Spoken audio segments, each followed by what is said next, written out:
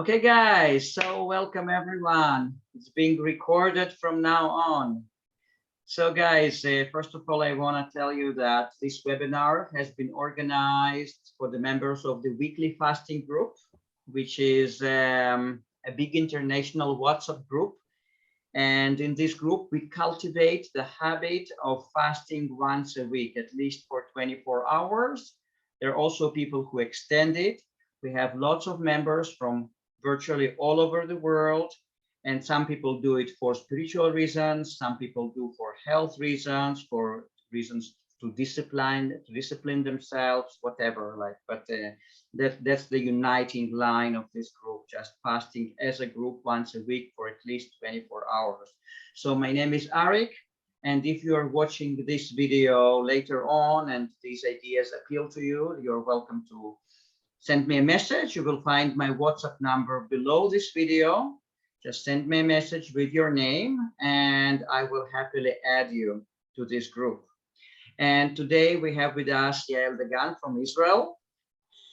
And we are going to cover super interesting subjects. And guys, yeah, I just want you to understand that my intention now is to bring more and more interesting people into those webinars, not necessarily in relation to food intake, like who eats, who doesn't eat, but just to cover general subjects in life, you know, how to be happier, how to work with different kinds of energies, how to build good relationships, how to quit our negative habits and stuff like that. So today we're going to talk about positive body image and working with sexual energy, and we'll be spontaneous. We'll see where it will lead us.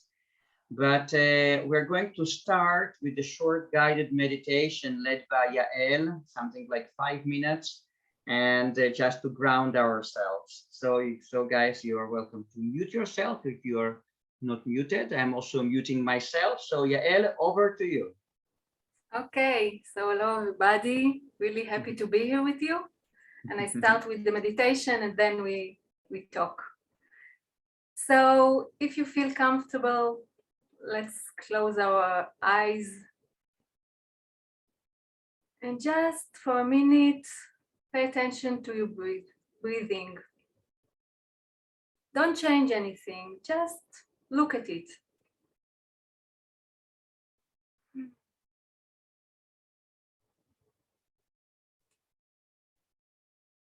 And if you feel comfortable, you can make a noise when the air comes out of your mouth. Like a sigh. You can.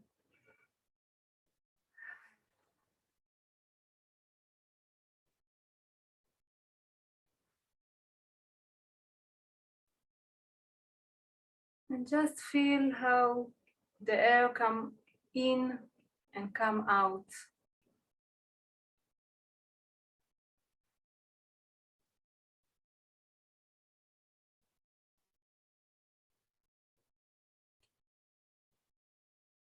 Try to make your mouth open a little bit so it will be easier for the air to come out.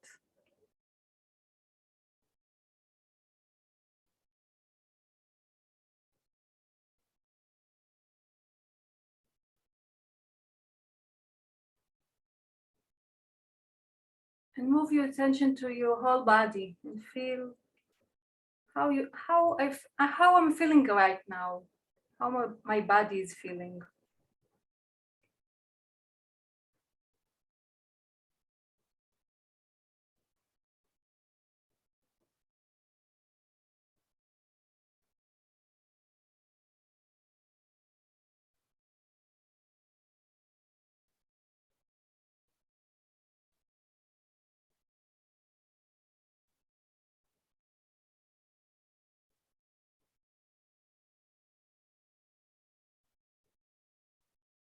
And now I will invite you to put your hands together, like touching one hand with the other hand. Just touching it like you don't know what it is, like you found something and you want to research it.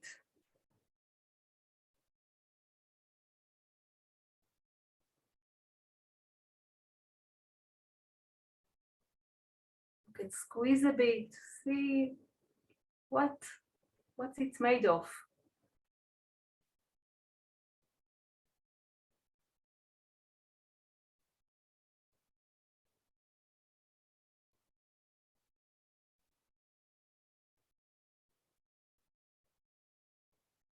You touch it gently and see how it feels.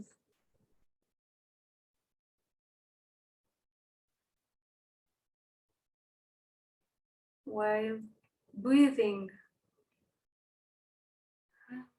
even making a sound.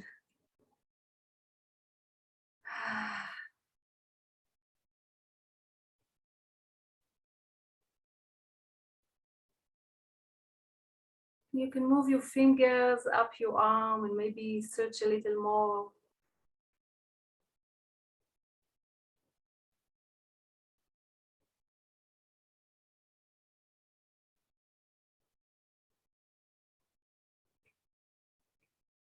And try to find what's feel nice to me.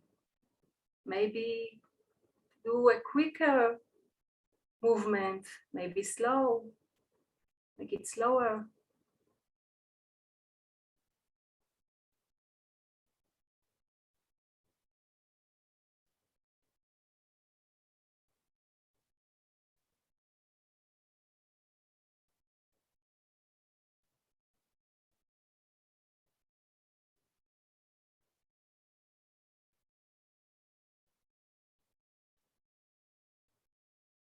And now go up to your face and start gently caressing it with your both hands, slowly, slowly.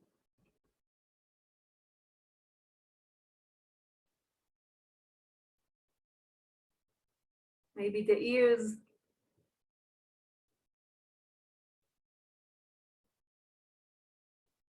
maybe your lips. Feel how everything is feeling.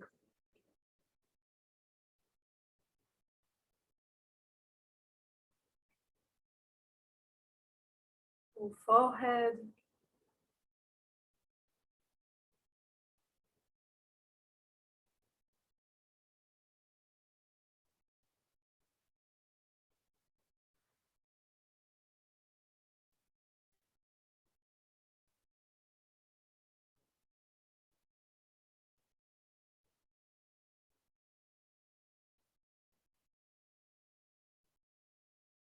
and just put your hands on your eyes for a minute and breathe.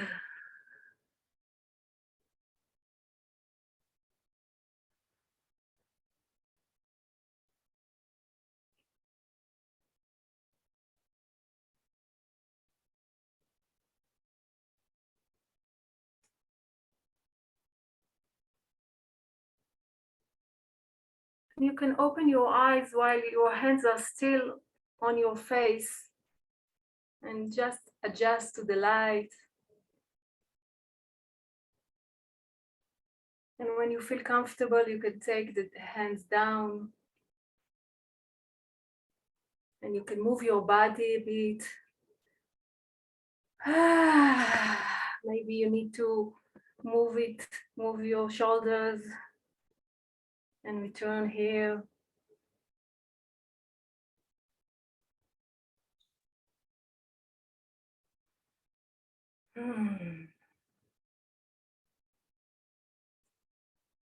I hope you feel the energy. I feel the energy. Yes, yes, yes, yes. Thank you so much. Thank you so much. That was wonderful, wonderful. Okay, yeah, so let's start. You know, I'm always fascinated by hearing personal stories of people who live unconventional lifestyles, who are looking for something beyond. Now, in your case, how did you realize and when did you realize that there is something beyond just ordinary existence of how most people live? How did you start your search for something that was beyond? I think I always was like a person who doesn't accept everybody like this, you know, everybody doing it like this. This I wanted to know for myself. I wanted to search for me, not to hear what you meant to do, you meant to be, you meant to act. And I love to call it that I like to do human experiments, you know. Wow. I don't use animal. I use I use myself first. Yeah. And then when I see it's working, it's doing something good, I'm trying to pass it on to other people, people around me, and people I'm working with, and so I think, you know, I thought about this subject a lot because I wondered how I became what I am in my family, regular family. Everybody's like normal, you know, with normal life. And what happened that I'm like this? I think I always was like, since a child, I wasn't accepting that everybody like this, you know. Then I had my parents to lean on, so I couldn't do whatever I wanted. But I remember thinking, why everybody doing this, like everybody doing the same, even in little things, not. So,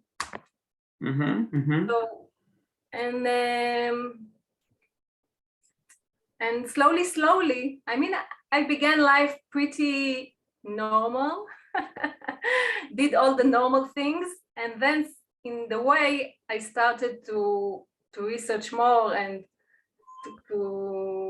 I started the journey, actually. I call it a journey because, and it's ongoing forever, I think. Right. Yes. So okay, so what were the major steps on your journey? wow, there was a lot, I must say. I think the first, I don't know if the first, but the major thing that like started a really deep journey was a workshop I took, primal workshop about childhood and conditioning. And what I found that I'm thinking I'm leading my life, but actually there is parents here and society and religion and army who did the army, and like lots of voices telling me this is okay, this is not okay, this is. And in this workshop, I actually took, I like in my brain was open the gap, you know, like, okay, I can see it now. I can see I'm not leading my life. Wow. I'm willing to see it. It's not a nice feeling, you know, you see everything you do, it's not a nice feeling. And you see how you are like your parents, and how you're doing stuff because of all the brainwashed. Wow. Because everybody, I don't know how to tell you this. It's not a nice thing to say, but we've been brainwashed about everything. So this was the beginning of change. I feel this that point, something started to really change quickly. Something began to, okay, I see it, and now, okay, now I can check what are my boundaries, what my wants, you know, not what. And I wasn't so young then. I mean, it wasn't so long ago. It was like, okay, maybe it's like 10 years ago, something like this. I did stuff before. It wasn't, you know, but this was the major key point, I feel, like workshop. And then I did another one, the same, about teenager and the society and all the conditioning and sexuality. And then something started to move really quickly inside. Now, the second workshop belonged to the same system as the first. Like, yes, it was like who wants to continue? You start with childhood, and especially and the relationship with your parents, and giving up stuff, and forgiving, and lots of stuff about childhood traumas, if you have, you know, everybody. And if you want to continue, it was with the same guide. Yeah. It was about teenager and about all the society conditioning, and a lot about sexuality, because everybody giving us some conditioning about it. I mean, our parents in school, our friends, the religion, if you are religious, or if you even in Israel, it's even if you're not religious, you're hearing, you know, it's not like, and everybody like saying about sexuality, how you need to, if you need to talk about it. Of course, you don't need to talk about it, because most family don't talk about. I'm like machlila, how do you say? Yeah, I am. No, how do you say it? Not everybody. I mean, there are people who forgot the word. Parents talk to them about sex, and there was you should have said I'm generalizing. Generalizing, exactly. Yeah. Everything I'm saying is generalizing. I mean, if you didn't grow up like this, don't feel it's okay. I know some people will, but most of us, I think, they didn't talk to us so much about sexuality, and you needed to behave in a certain way. And if you didn't, they call you names, or actually women more than men even, because if we are sexually active, so they call us whore or some other nice nicknames, and men more allowed to do it. But so this was the second workshop, and from then I started like to research about myself this topic, and until then I can share. Yeah. Till then I was with only one person in my life in sexual interaction. I mean, only my husband. He was my husband then. And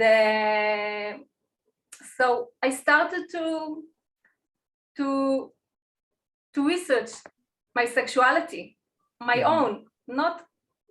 I began with my own. I mean, you don't need to be with other people to research your sexuality.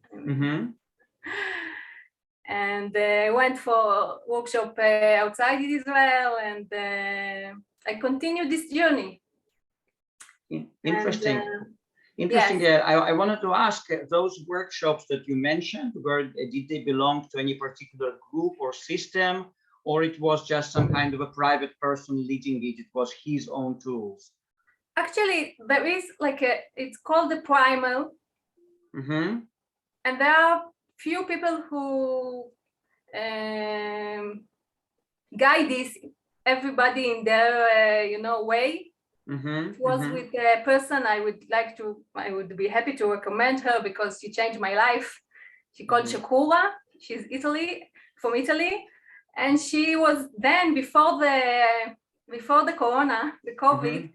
She would come here to Israel twice a year to do it, and afterward I helped facilitate it with her. She was the guide, I was like helper, but I saw the amazing transformation people went through. It was like, wow. I knew about myself, but to see other people also going through this, it was really amazing.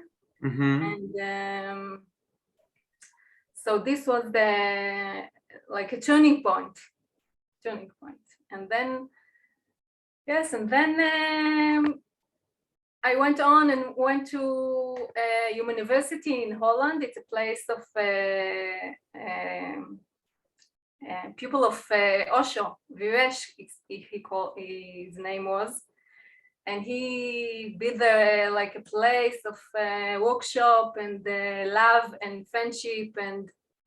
And then I wanted to check, because I was only with one person till then, and I was actually afraid to be with other people because I knew only one person. So I wanted to check it. to see what's the fears, what's my fears are. Okay. Yeah, and so what did you learn from your staying there in it's like, did you take courses or kind of courses that are supposed to open up Can you your say again? sexuality? I'm asking, what did you learn from your stay in that place? Like, did you take any courses or any workshops that helped you to open up or something Yes, like that? it was like I took it was a program that you're going to something personal. I mean, everybody bring their subject they want to deal with. I mean, I wanted to deal with my sexuality. Someone else could deal with self-confidence. Someone else can deal with, I don't know, aloneness and being without, you know, everybody Yes. brought. So you go through a personal program in a group also, but everybody dealing with their stuff, not the same. Okay. Yes, it's very interesting. Yeah. So what did you discover? What did you discover there? Like, if you can share about yourself. I think the most like important thing for me that I discovered that I don't know my body. And this was like I don't know my body. Other people can know it better than me. I mean, I don't know my body. I didn't look at it so much. Surely not on my sexual parts, you know. The female organ, sexual organ, called the yoni in Sanskrit. So I will call it like this because it's easier. Yeah, yeah. So I never looked at my yoni. I never, you know, I was pleasuring myself from time to time, but it never like tick tick, like quickly, not to fall asleep, not to really pleasure myself or something like this. So for me, to find out that I don't know my body, and actually if I can give something to the people that watching this, hearing this, I really recommend you to start look at yourself, like really look at yourself, like take a mirror, a little mirror, like, and really look at yourself, not only in the yoni, look at your face, look in your eyes. I mean, and yes, also look at the parts, the sexual parts, look at it. Women, because we have like more hidden, so you know, you guys, you look at it because it's outside, you know. So, but women, I really advise you. Also men, but women, it's more important, I feel, because we don't look at it, most of us, and look at it yeah. So for example, a person is doing this exercise, but they feel kind of repulsion or different negative feelings towards their body. So what should they do? Because you know, like, if people are not used to looking at themselves with appreciation. So okay, so how to work with that? Of course, you can do stuff with a guide or with someone. I do it with people. You know, you can do like all kinds of exercises and to make you feel more comfortable, but start with something that is easy for you. Okay, so if actually start with the parts that you do like, that feel nice to you, and look at them and appreciate them and touch them. I mean, it can be your hand. It doesn't have to be like something sexual. Actually, everything is sexual, but it doesn't have to be, you know, the sexual organs. If you feel, start with what easy. Start with easy. It's good advice for life in everything, I think. Start with what easy for you, and then continue. And of course, You can do, you can work on your beliefs.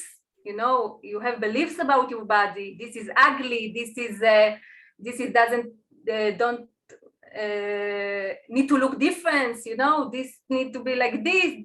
She's having a better like this. You know, we have lots of. I hope I'm understood. Yeah. You know? Yeah, absolutely. So how do you work? Like I'm asking just for people who didn't do those workshops, just on the practical level. A person is looking. I mean, I didn't learn everything about what I'm telling from workshop. You can. I know. I mean, okay. I mean, you can go to the online. We have so much information now everywhere. You can type dealing with your beliefs and you will find something. And I can advise, like hearing Byron Katie, the work of Byron Katie. There are lots of videos on YouTube, and you can learn the system and start working on your beliefs about everything. But if you want to work on your body, you can work on your body. She have lots of. I'm just giving one, like something people can use to check their beliefs, because in this hour I can't give everything, because it's you know, I did like a journey of many things. Yeah, absolutely. But I'm just thinking on the practical level. Let's say a person is doing that, they're looking at themselves, they're looking at their nose, for example, and then this thought, this belief comes up, oh, that's so ugly. So try if you're not doing like something how do you say, theoretical, so do like start breathing, come back to your breathing. Okay, leave the nose alone, come back to your breathing, feel what you feel. You feel like contraction, you feel like sadness, feel it, you know, because we are stopping the negative feelings, you know. And then what happened? The good feelings. Yeah. Good, I mean good and bad, like not really, but the good feeling also get smaller, you know. And when you let yourself, okay, don't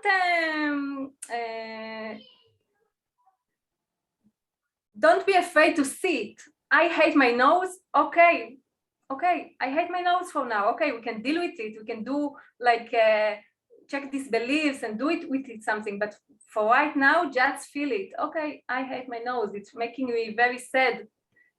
Feel what you feel, you know. Very interesting. Yeah, and why initially, why is it important to have good image of your own body? Like, could you compare, like, because you told me that you had this personal story or personal history of like not liking your body, and then you gradually accepted your body and started loving it. So why is it important from your point of view? Because we walk in the world with the way we feel about ourselves, about everything, not just our body, but our body. Some people, you know, everyone is different, but we walk in the world with the way we feel about ourselves. And if we feel bad about ourselves and feel all the day, we go and give ourselves negative feedback all the time about the body, about other stuff. I'm stupid, I'm ugly, our way of life is different. We're not enjoying life as we can. We don't, our energy is in contraction, you know, that it doesn't flow because all the time we are negative to ourselves. Yeah. And when we feel good about the body, you know, I think I told you this before in our correspondence, but yeah, when like 15 years ago, I couldn't dance in front of people, like with clothes and everything. I couldn't dance in a party, in a wedding. I didn't want people to watch me dancing, you know, so I didn't. Yeah. And then after all the processes, I found out that I love to dance, and I started to feel good about my body, and I didn't mind what other people think about it, you know. I mean, it's not perfect. It's like You know, everybody has something, but I don't care.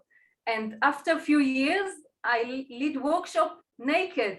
I was naked leading the workshops, you know. So for me, it's like mind-blowing, you know, like I was standing in front of 60 people, like telling them, and I'm naked, you know. It's, for me, it's amazing, and it's like freedom. Okay. You know, I have the freedom to choose. I can do this. I'm not going naked all the time because they will arrest me. But I can choose. And when I feel good, like natural as I am, it's affecting everything. I mean, lots of inner freedom, lots of sense of freedom. Exactly. I guess, It's like finding all the journey. All my journey is finding more and more freedom, inner freedom, you know. And then I walk in the world differently, even when I'm looking normal. Something inside me, I know I can go out naked to the street. I don't mind. I know other people would mind and maybe take picture of me, and I don't want to be this attraction, but I don't mind it. And it's, I can't explain how freeing it is. It's like, absolutely, absolutely. Okay, guys. And then, of course, it's sorry. No, I just want to say that I still have lots of questions, but maybe some of the people here want to ask. But please finish the sentence. Yeah. I just wanted to say that this freedom with my body and the fact that I love it more. I can't say it's perfect. You know, I can't say my relationship with my body is perfect, but it's like wow. It's really affecting like. Also sexuality, you know, because when you in a sexual interaction with someone and you don't feel good about yourself, you're reacting differently. I don't want him to see this. I'm like, and your brain, instead of being in the body, in the enjoyment, in the pleasure, is so of course it's affecting everything. Yeah, absolutely. Yeah, and tell me, do you need to do anything now on a daily basis to maintain this state, or you kind of reach this state and now it's kind of automatic? I always continue. I'm doing always doing something. Yes, I'm doing all kinds of things with my subconscious. Like what? Okay, so until a point, I did everything with the conscious, what I know. And cleaned stuff I know, and you know, stuff I went through and left some issues in my body and released them. And after it, I started to work with my subconscious. And how do you do that? Maybe you could teach some techniques or give some kind of tips how to do that.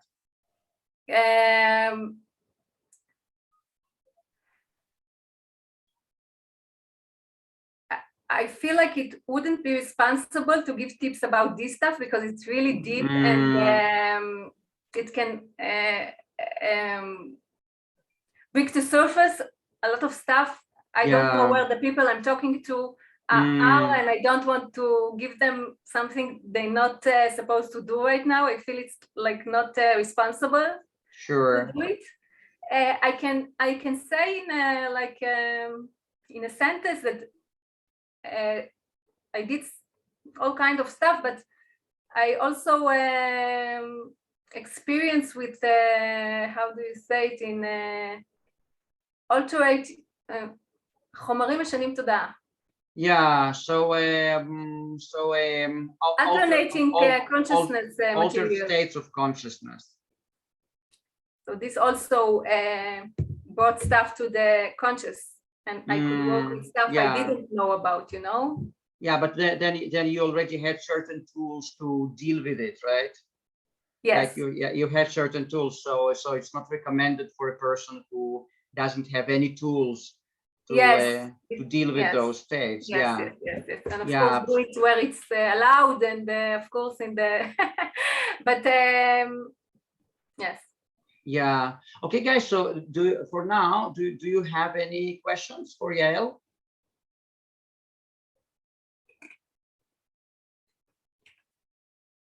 I shocked them. Okay, yeah. Now tell me how did all that led you to your pranic journey to because you participated in Ray Maor's course Yes. and yeah, and then you experimented with probably with fasting or with periods of not eating or eating very little. I don't know. So could you please touch this realm? Yes. As I said in the beginning, I'm researching on myself. I'm like Mm-hmm. the major subject of me of Mm-hmm. researching. Right. So so I questioned also the eating. You know, I was taught you need to eat 3 times a day at least, and how much important is the breakfast. You know, and all kind of stuff. A lot Mm-hmm. of people were taught, and I questioned it, and Mm-hmm. then I began with vegetarian and all kinds of. I moved from thing to thing without sugar, without all kinds of stuff. Mm-hmm. Mm-hmm. And when I heard somewhere about Ray and what he's doing, I decided that I want to try to do it. Yeah. I thought about it actually for a few years before I did it. I mean, I knew about it for a few years, Yeah. and then I did this 10 days. He does Like pranic initiation retreat, yeah? yes, for 10 days. For 10 days, which is like I think I haven't done it, but it's like 3 days dry, right? Like juices and stuff like Yes, that. Or... it's like 4 days dry, something like this, yes. Mm-hmm. And actually, I think it's a bit extreme. Okay. Okay, I go to extremes too, but Yes. afterwards it was really like made me shaky. Really. Like, Mm. I continue to do liquids for 3 months after the initiation, like you recommend, but it I didn't know how to handle all this energy. I Mm. didn't know what to do. I didn't know what to. It was too much for me. So And you did feel energy. So you weren't weak or something like that. Like you did feel energy, but you didn't know after what the to do with that. initiation, actually, I was very weak after the initiation. Mm. I think it was the dry fast.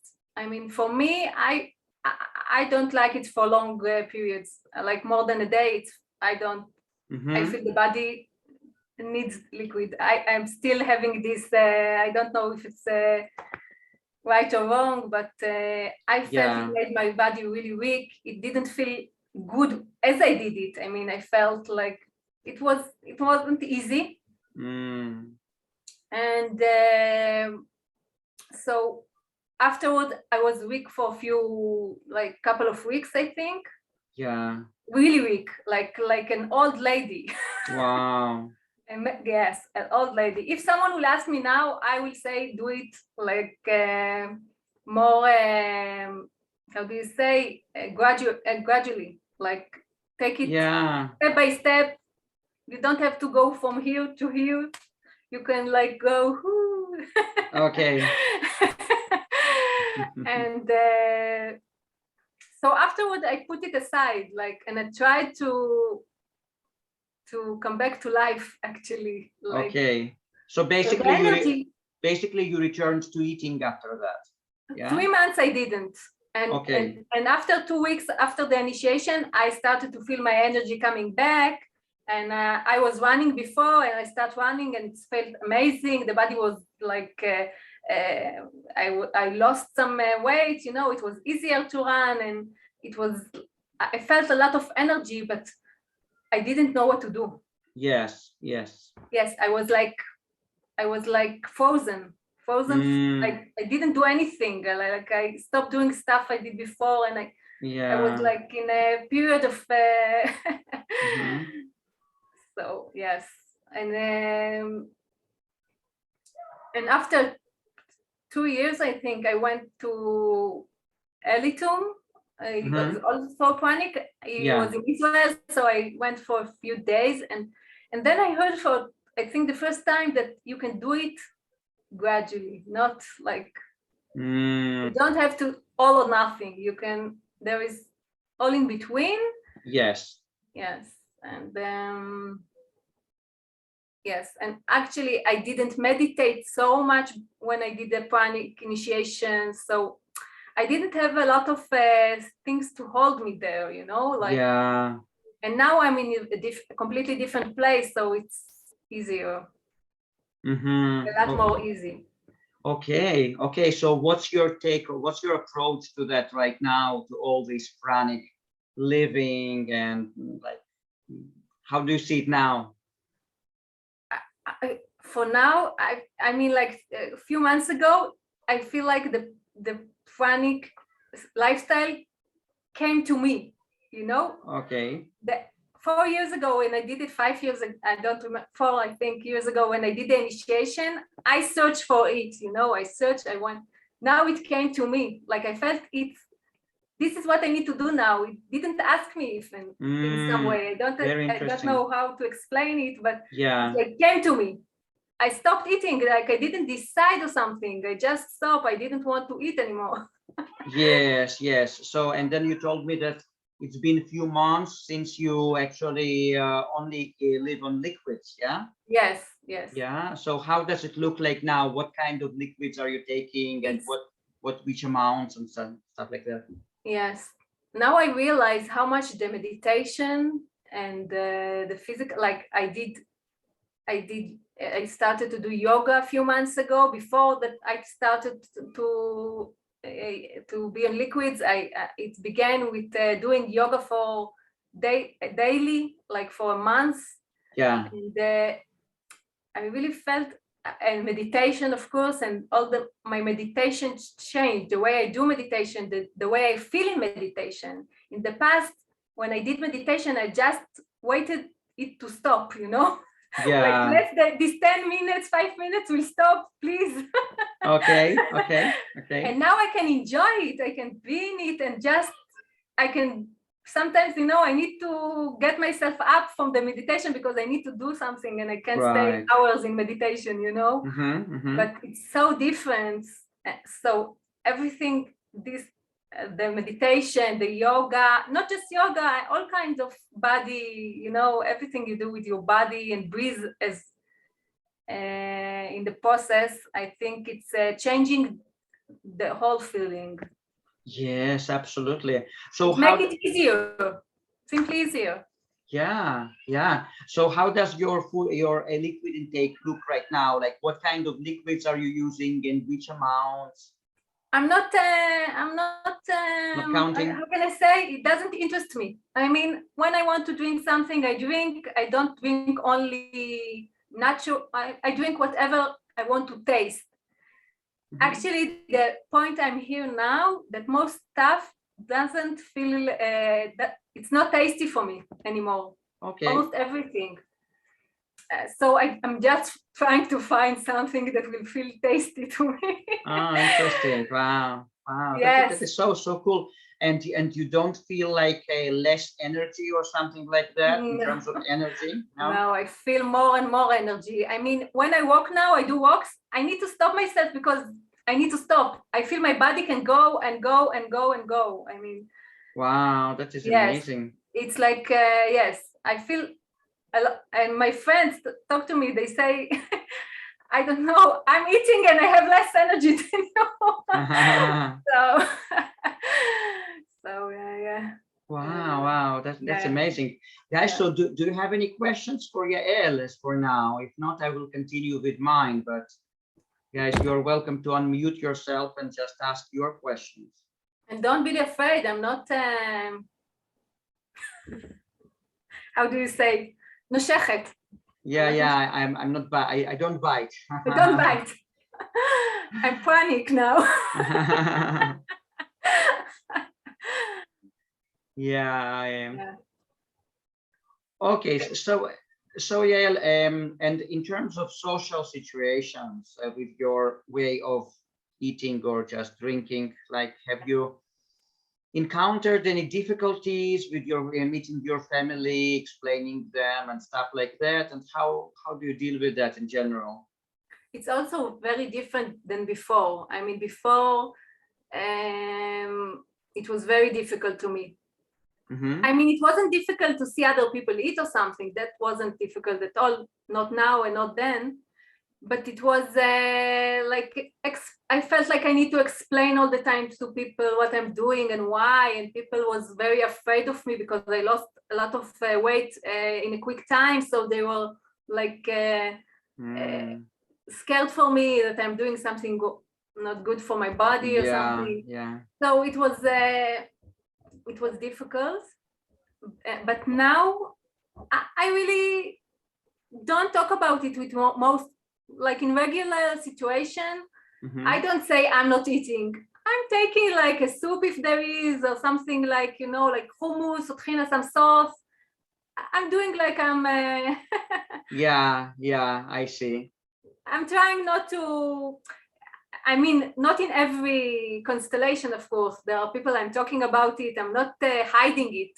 Yeah. But with my family or people I know can't understand now what I'm doing and why, and their way of thinking is so different, and they think you need to eat all the time and you need all kind of nutrition, and I'm not there now. So I don't want this burden. It's like a burden to explain, so I'm trying like, you know, to blend in. Yeah, sure. Yes. Sure. And I don't have a problem to take stuff to my body. So I'm taking a bit of soup or a bit of if there is something not liquid, but to eat, like eating. So people see me with a plate, you know. Yeah. And you know, it's something I learned. We always think what people think of me, and we think people see everything, and people mostly look at themselves. Yes. People don't see what they don't want to see, and so I mean, I'm doing it for a few months, and my family, almost no one asked me about it, so they don't see it, and I'm not eating there, you know. So really, wow. Wow, that is so interesting. Yeah, and in terms of the future, would you like to proceed and to be like a full Briterian, or you don't have any plans? You just want to go with the flow? It's a good question. Because it took me by surprise. I mean, I didn't plan this. It came to me. I mean, really. It was after I did a week of Vipassana. And then there was yoga there, and I started to do it daily because it caught my attention. Yes. And it came to me. So I'm not really planning anything. I'm feeling really good about it now.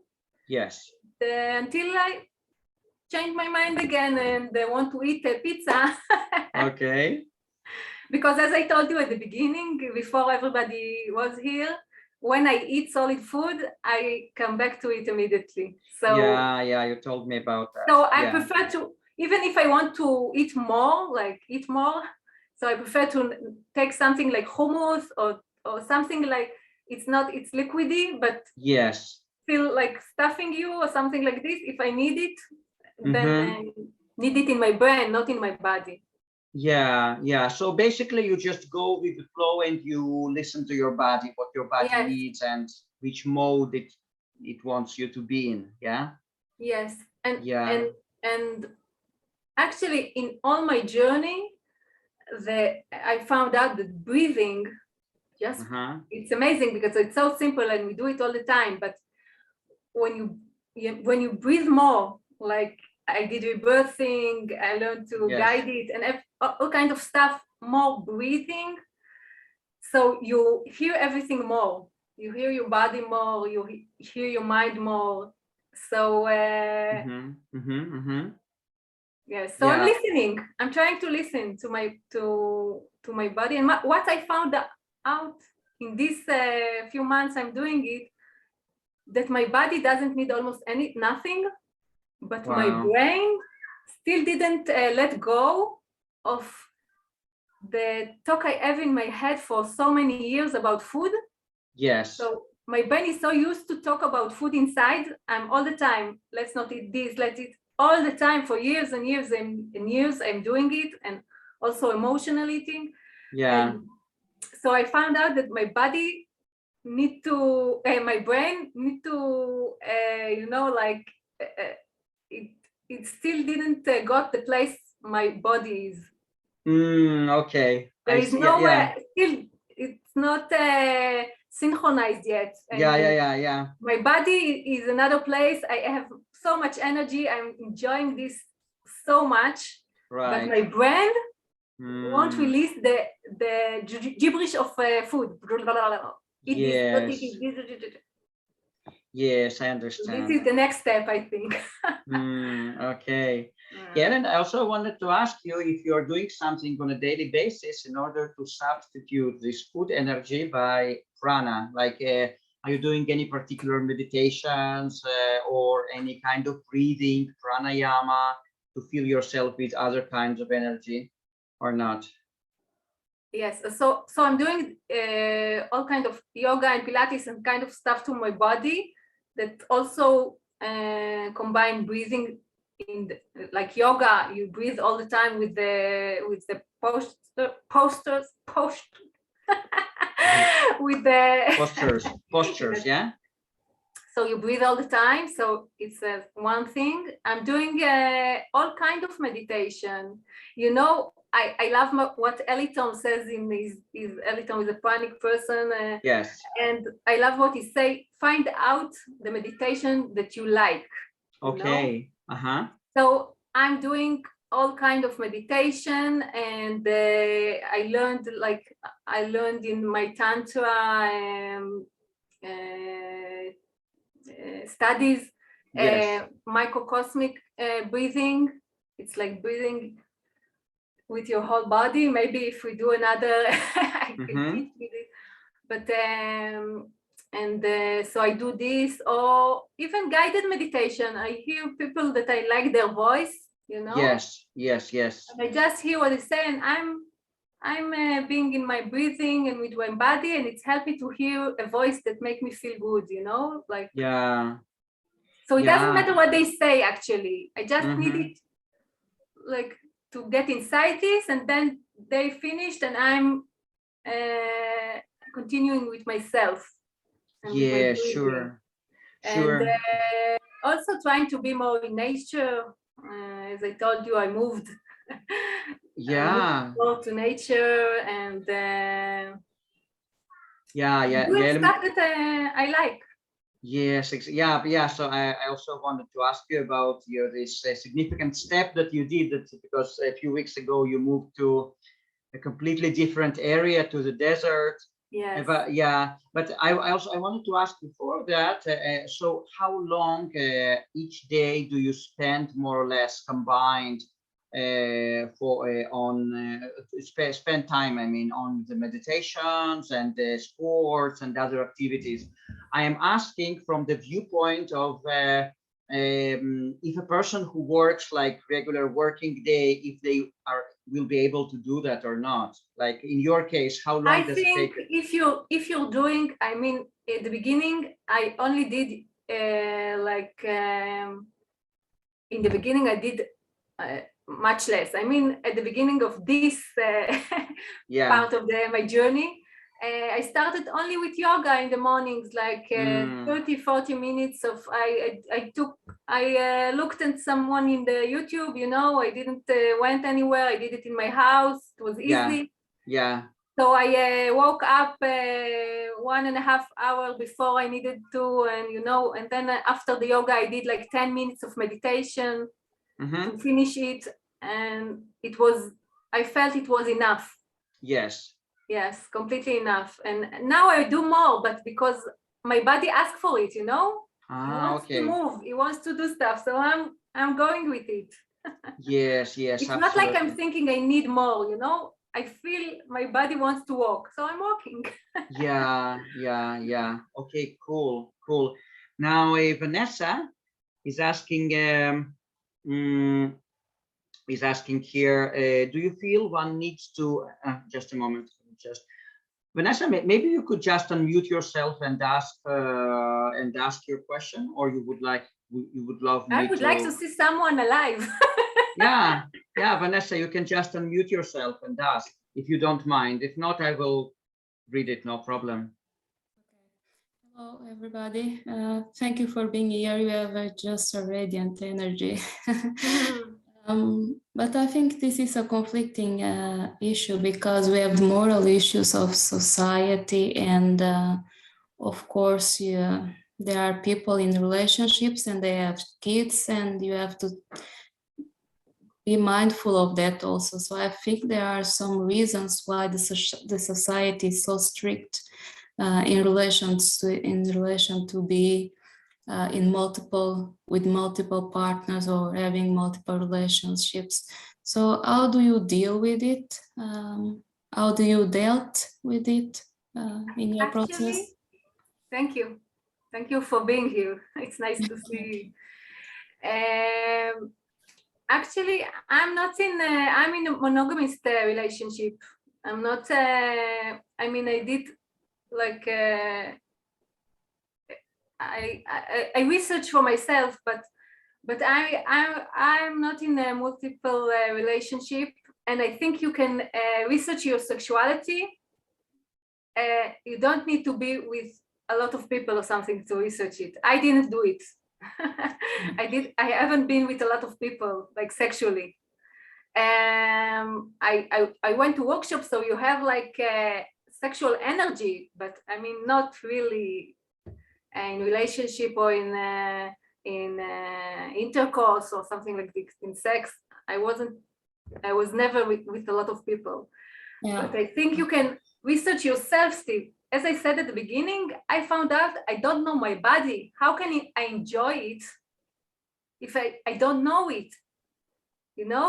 So start with yourself. You can, even if you're in the shower, slowly take the, how do you say, tush, the water, like the shower, yeah. Yes, and move it slowly on your body and just feel how every piece of your body feel, your hands, not just all the organs, just do it like and breathe and feel what it does to you. Just slowly, like returning to your body, and you can do so much just with yourself, like make a day to yourself, So, okay, we have children, we have a work, we have that, but you can find like half an hour a day, in a day, not every day, in a day, in one day, and like put music you like, put candles, treat yourself as you want other to treat you, and just be with yourself and caress yourself. You don't need to think, I want to pleasure myself or do something more, just to feel your body, to feel what is nice to me. Is this nice to me? Slowly, is this, I want this. Just research yourself, what I like, where I like. Maybe in the hand, I like strong touch, but in my legs, I don't know, everybody is different, So I don't think you need to be with a lot of people to feel more sexual and to feel more pleasure. Okay? Yeah. I really don't feel this is the important thing. First, you need to start love yourself. Because it's very popular now. Everybody I talk with, they almost seem like you need to have multiple partners, or you need to have. I feel also that people are pressed to have open relationships today because everybody is saying you should do it, and some feel proud to have many women or many men around them. So in a way, it's pressure both ways. It's both pressure to be one thing. It really depends on the society you're in, because there are societies that still multiple relationships. It sounds like devil or something, Yeah. So it depends where you are. But yes, and I think for me, I feel that the opposite actually, in a way. I learned and tried stuff, but I feel, but when you with one partner, you can go deep and go and study each other, and you know, if I talk a lot about breathing, if during making love you start to breathe more, you will feel stuff you don't believe, you know. It can be like spiritual, you know. It's like, so I think I'm not against anything. I mean, I'm not against if someone, it's good for him to be in more than one relationship, good for you. For me, one is enough. Enough to handle. Okay, thank you very much. So you can go deep with the person you're with, and first with yourself. Okay, thank you. Thank you. Hey guys, do you have any more questions?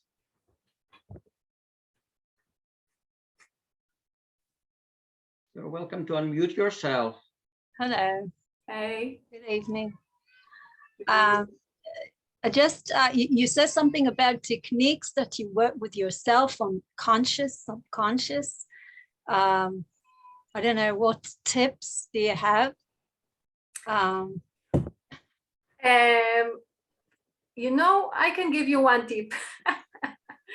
for beginning. I think it's called intuitive writing. It's not in the body, it's not anything. It's like begin.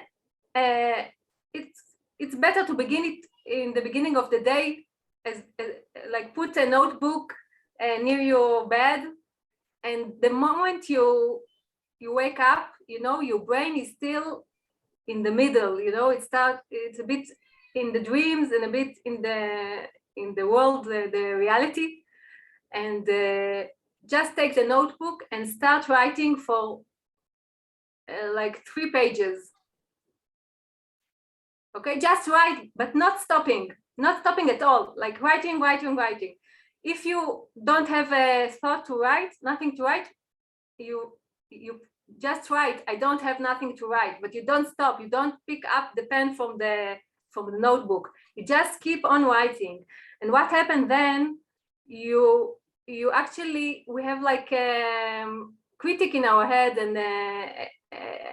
and things that are stopping us. And when you write, inhibitions. Yes, inhibitions and critics in our mind and everything. Yes, things that usually stop our subconscious to come up. But when you do it, like do it for as long as you can, you know, but at least try 3 pages, and with no stopping, you overcome this.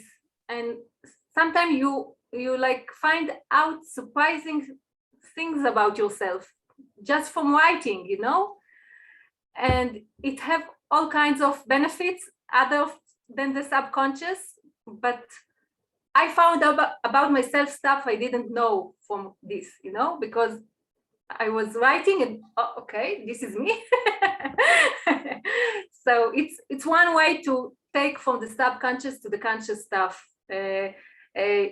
Do it. It's not on the first time. You need to do it like day after day, and it's also known to make you more creative and lots of good stuff. Just writing Everything that come out of in your mind, everything. It doesn't need to be smart, you know. If you're thinking I need to buy groceries, I need to go there, everything, and you don't need to finish a thought. I mean, you start, something else come, you go with it. You don't say, okay, I will stop. It doesn't need to be nice. It doesn't need to be spiritual. It doesn't need to be anything. Just whatever come out of your mind. And you start the day also after doing it more clean, you know, because you took a lot out to the page. If you're afraid someone will read it, you can throw it up. If you want, you can keep it, and afterward you can do things, all kinds of things with it. But this is really easy. You just need 10 minutes, something like this, 15 minutes, and the time when you're waking up or you're going to sleep, the waves in the brain, it's different. So yes, you're saying this is why it's better in the beginning of the day. But if you can do it only not in the beginning of the day, you can do it in another time, and it's also have benefits. It doesn't. You also can learn from it, but it's different. It's better to do it in some part of the day than don't do it. So, but the most benefit is in the morning when you just woke up, because you're still in the middle. yes, you're half. Subconscious is not completely sleeping. Yeah, your dreams also. You're remembering your dreams and yes, you can write the dreams. Yes, I have some. And you also talked about, it was interesting about the workshops about the conditioning. Yes. Yeah, of course, especially the last 2 years, we see what's going on. We've woken up, we're more aware of what's happening. Yes, it's amazing. It's amazing to see it from the who see it. Not everybody see it, but yes, it's amazing. It's like a movie. I'm looking at the movie. It's amazing. Right. Yeah. So is there anything special that you've learned that we don't know, that we're being conditioned? Anything? You know, we are conditioned about everything. I mean, when everybody, like almost everybody, brush their teeth every day in the morning, every day in the night. Did you ask yourself why? I mean, did you ask yourself, maybe I don't need it? Maybe I don't need the toothpaste? Right. You know, we are conditioned about so many things. I can't, even, you know, even someone who did process with it, we can't completely, how do you say, to see everything, because it's so much about everything, you know? Yeah, especially now that everybody, you know, those that are waking up, there are some people who will never wake up, even if, you know, you see the writing on the wall, even if it would be in front of their eyes, under their nose. But it's not easy to wake up, actually. I can understand them. I mean, there is something easy about someone giving you the rules and you just do them. Then ask yourself, is this rule is really for me? You know, is this way is really for me? You know, and to check everything, it's sometimes more difficult. Cognitive dissonance and all that. Yeah, it's hard for people to make changes and change all the way the way they were thinking all their lives. It's exactly. Yeah. Also, many people do not even consider this option because they are not familiar with that. Like they're conditioned. Like if you have to listen to your doctor, you have to listen to you know, ask your doctor. Yeah, ask your doctor. Now your doctor what vaccine to take. Yeah, right. Yeah, now your doctor tells you take the shot, you take it. Like many people, like you need to, even before that, like in order to you have to think out of the box, at least up to some point, in order to you know, in order to kind of start thinking independently. So and you can see what the conditioning are, like a way of like checking something. Maybe it's like watch your life and see what you feel like you must do. I mean, there are people that can go out of the house without putting makeup. They can't do it, you know.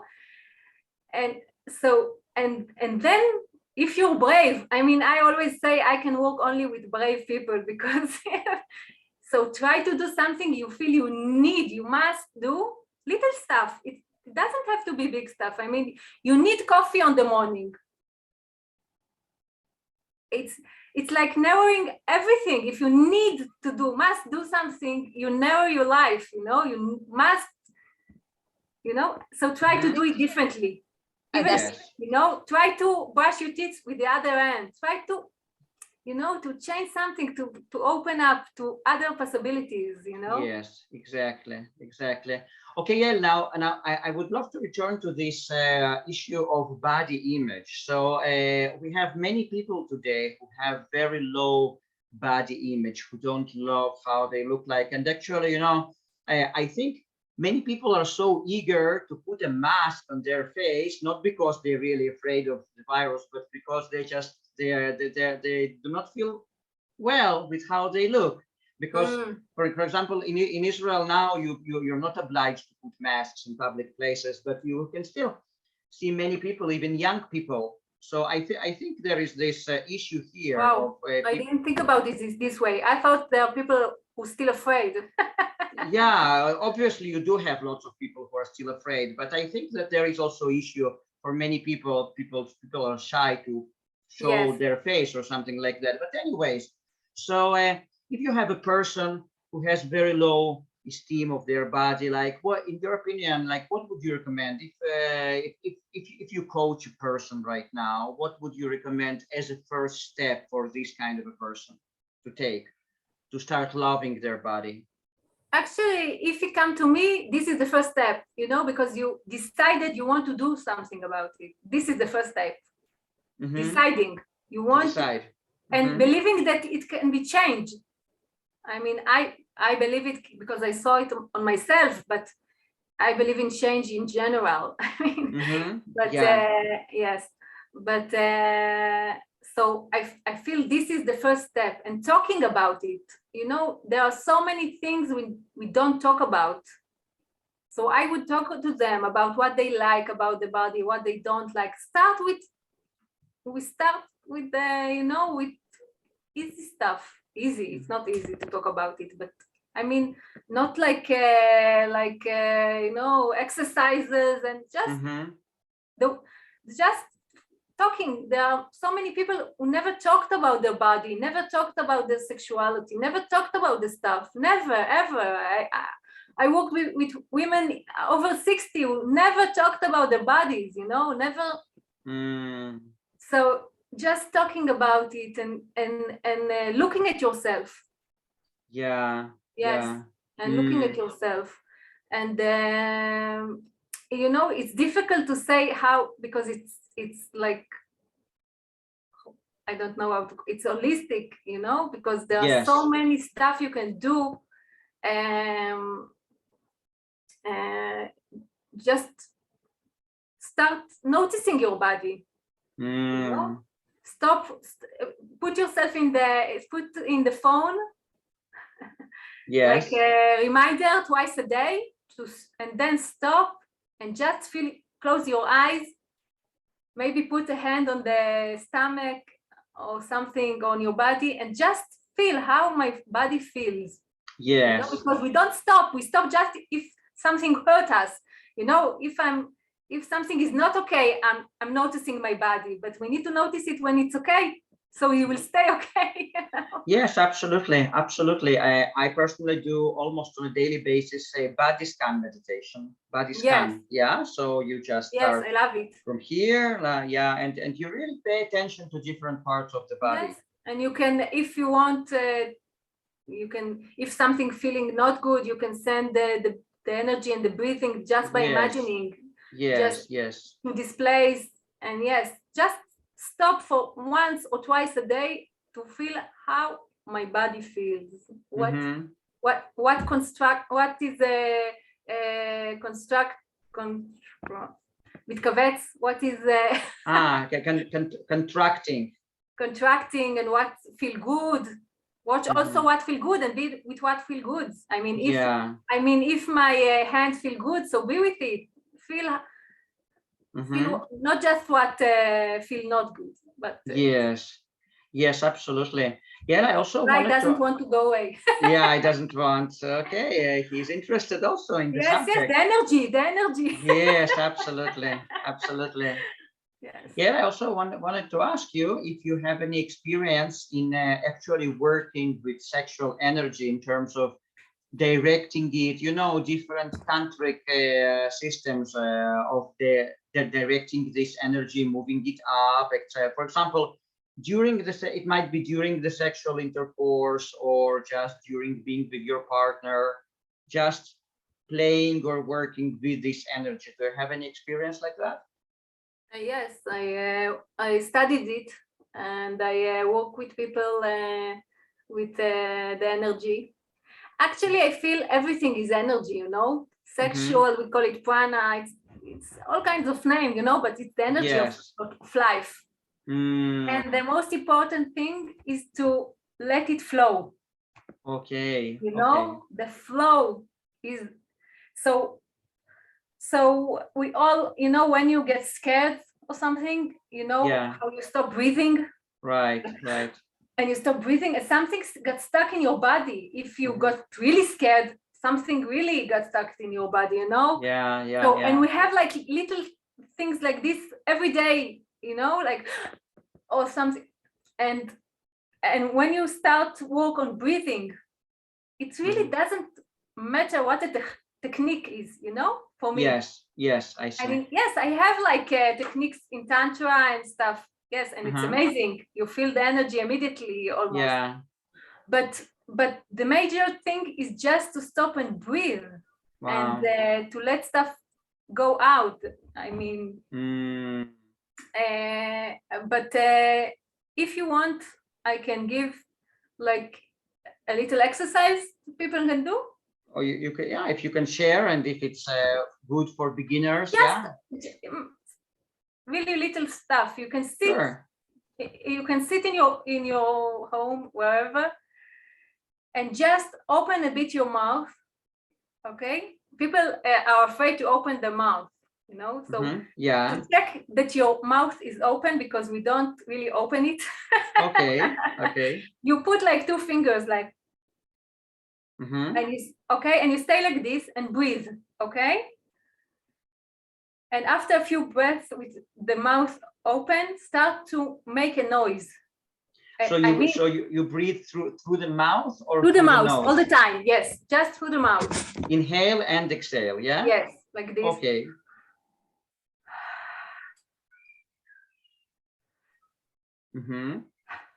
Okay, and then you can make a sound like a sigh, but it must be that you can hear it. It can be like really little. You need to hear it yourself. Only you.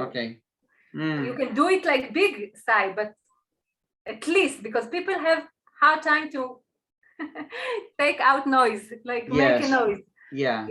And this is really important also for the lovemaking to let the noise go out. It's like increasing the enjoyment when you allow yourself. Absolutely. And so you do it like this.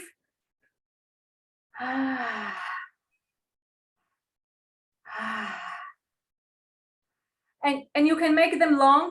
In the beginning, try to make them long, and maybe as when you do it for a few minutes, you feel like you need to make them faster. So go with it, okay? And you can also, I will say the last thing I will say about it, because it's like an exercise with few layers, but I won't say all of it because it will take time. But so the mouth is open, the noise, and also you can move the pelvic, okay, with the breathing. Okay, so you take.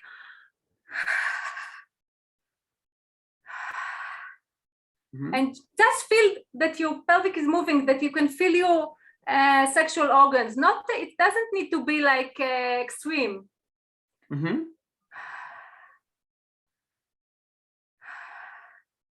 And just do it for a few minutes and see how you feel the energy flowing. Maybe if you're doing it for the first time, you feel like a dizziness because your body doesn't used to so many oxygen. But it's okay, nothing will happen. Maybe you feel some some tingling in your hands or in your mouth.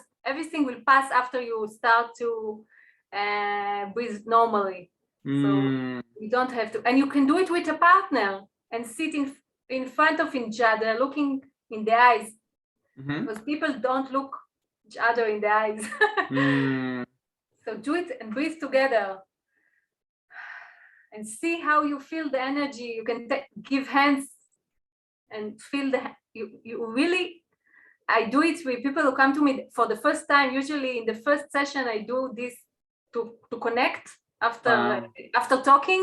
Yeah. But and you can immediately feel the energy. Immediately, I didn't know this person like an hour ago, and now we're feeling energy moving. So it's simple. Amazing, amazing.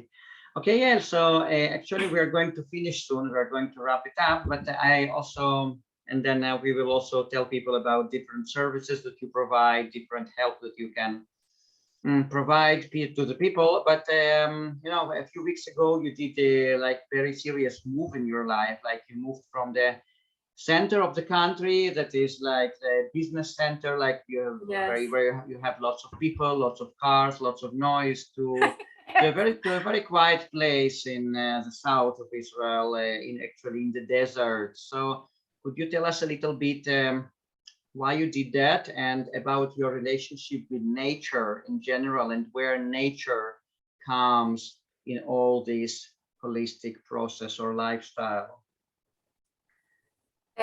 Wow, it's a big question actually, and I can't tell everything that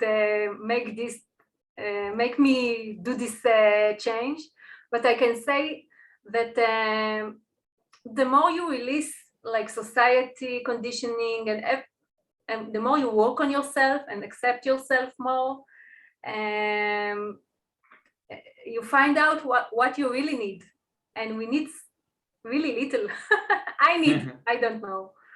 And as I do it, I feel during my journey, I feel I need nature more and more. Not this year only. I mean, I feel it for a period of time. I need to be in nature. So I did it to myself, like here and there. And I think it's not by mistake that it happened with the Pranic. Wow, this fly don't. Yeah. I need to do meditation to see it's okay, it's there. And it's not surprising it's come with the Pranic. That I'm more into prana and yoga. I mean, I feel I need more and more to be in nature, and more to be in a quiet surrounding. Actually, I need to thank the COVID for it, I think, because when we've been in the first, they didn't allow us to go out of the house. Lockdown, yeah. Lockdown. So it was becoming really quiet outside because there was not a lot of cars, and it was so amazing to me, this silence. In Israel, we have a day, Yom Kippur, once a year, that nobody is driving, unless they need to go to hospital or something, but nobody driving. And I love this day so much. Me too. I love the quiet. So I found out in the lockdown that it made me feel amazing, the quiet. So it took me some time to understand that it's really something I need and want. And yes, I think as you do these processes, I become more and more connected to nature and naturality. I mean, on myself, I stopped dyeing my hair. I left it in the color it is, and stop doing not makeup, not so more natural. It's I think it's come with the process. Yeah, amazing. So, and how do you feel after moving there? How do you feel now? So it's an adjustment.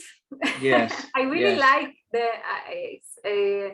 I really like the surrounding. I really like the desert. I was here before. I mean, my partner lived here, so I came to him lots of time before. But and when you go from the center of Israel and you get closer to the desert, you feel the change in the energy, in the everything become. It's like I'm moving from world to world. I feel. You know, like becoming more slowly and more calm, and the surrounding not so noisy, not so hectic. Exactly. And so I love it. I still need to adjust because I did a really radical change for me. Work, it's a family, my everything. I mean, it's a lot of changes, friends. They're still my friend, they're still my family, but they like 3.5 hours from here, so so it's different, but I enjoy it. I enjoy the amazing. Yes. Amazing. Yeah, and what are you doing for a living? Like, are you coaching for a living, or you have any other job? So I did a lot of things before. I took like a few months of checking with myself more what I want. Before I guide groups and gave people session. People want to do changes in their life, or want to know the body, or accept the body, or work with sexual energy. So I'm doing it. Now I'm doing it in Zoom more because I used to do it also in live. But now that I'm far away from everybody, so I'm doing it in Zoom and working with limiting beliefs, and actually everything is getting to know yourself better and making your energy flow more, you know? Even the fact that I'm here now in this Zoom, I mean, it's just it shows how energy flows, you know?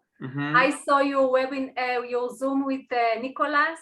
Yes. You know, you gave me energy. The energy flow. I got it back to you and told you I saw it and it's interesting to me, and then you said okay, so maybe we, and I said maybe we do something, and you said yes, and the energy kept on flowing, you know. Yeah, and absolutely. Suddenly somebody you know that was supposed to be here today, suddenly, you know, it's not suddenly for me, I knew it's going to. That's amazing. But it's a flow of energy, everything. And now I'm giving back the energy, and I hope people will take the energy and do good stuff with it, you know? Absolutely. So guys, before we wrap it up, do you have any more questions? That's your last chance for today to ask questions. Ravital, have any more questions? I don't want to ask questions. Just want to say that I just want to thank you for sharing your lifestyle with us, telling it, you know, it's very encouraging because we're learning from one another in this community. We have no other. It's amazing. Yes, because it's like you wouldn't learn it anywhere.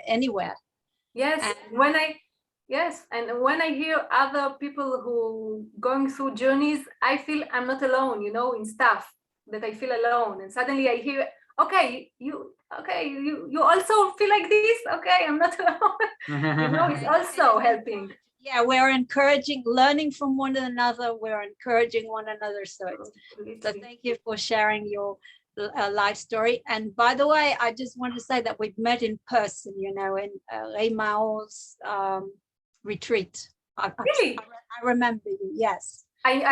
Your picture is now little, so I don't, you know, I'm not seeing you like, but okay. Yeah, I remember you, the last one you did before the COVID thing. The last one you came for the second time, right? I came for a few days of, yeah. Okay. Small nice. world. Thank you for your energy. I can feel it moving. It's nice. You too. You're laughing all the time. Thank you. Everything is Cool, energy. cool. Thank you, Revital. Yeah, so tell us, so how can people, if people are interested in your services, how can they find you? How can So they actually contact now you? I'm in the WhatsApp group, so the people in your WhatsApp group can see me there. And I don't know if you put this video on. Yeah, this video will be on YouTube, and I will ask you we'll So put I will give my email and my yeah. Facebook. You can reach me by Messenger in Facebook, and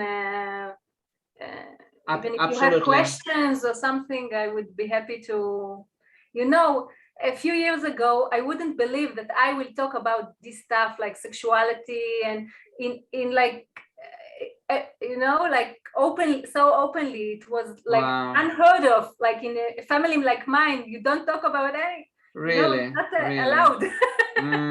Okay, It's okay. freedom. Yes, yes. Thank you so much.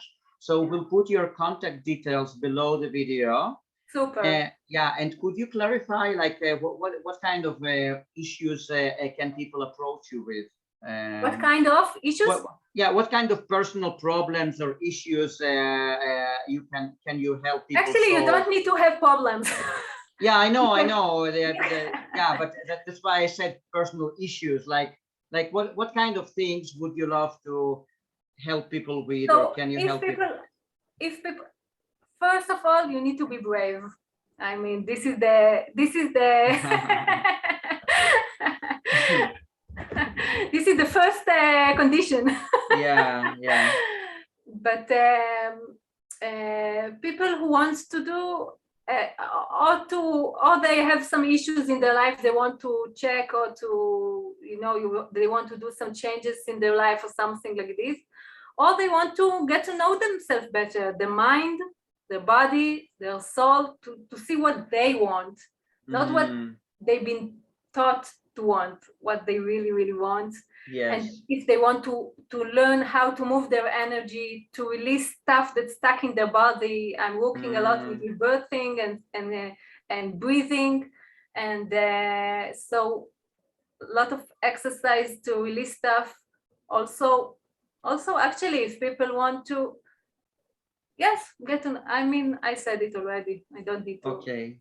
Yeah. Okay, yeah, that's really cool. And maybe in the future we'll have another webinar. We will maybe explore more those subjects. Yes, or any other subject. A wide subject, all this of accepting your body and sexuality, of course. And yeah, we can talk about it much more. And also, if people are in the thinking of the Pranic lifestyle, and they want to talk to someone that in this, and maybe need some company, sometimes people only need someone to take their hand and go with them, Absolutely. So we can do it like this.